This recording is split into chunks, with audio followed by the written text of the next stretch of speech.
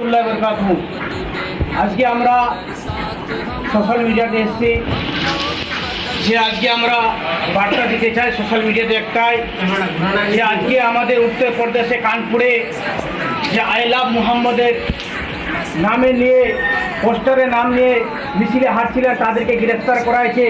তার জন্য আমরা সোশ্যাল মিডিয়াতে বলতে চাই, এই সরকারকে বলতে চাই যে আমাদের এই আই লাভ মুহাম্মদের নামে যে ওদেরকে গ্রেফতার করা হয়েছে, আজকে আমরা মুসলমান একটা হয়ে আজকে আমরা সবাই এই জায়গার মধ্যে দাঁড়িয়ে আজকে সেই তাদের জন্য আমরা তাদেরকে যে গ্রেফতার করা হয়েছে আজকে আমরা সবাই নিন্দা জানাই সরকারকে।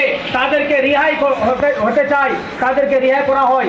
যে আজকে আমরা এই সোশ্যাল মিডিয়াতে ছাড়লাম, সমস্ত মুসলমান আমরা তাদেরকে রিহাই না দিলে পরে আজকে আমরা বড় ধরনের আন্দোলন করব।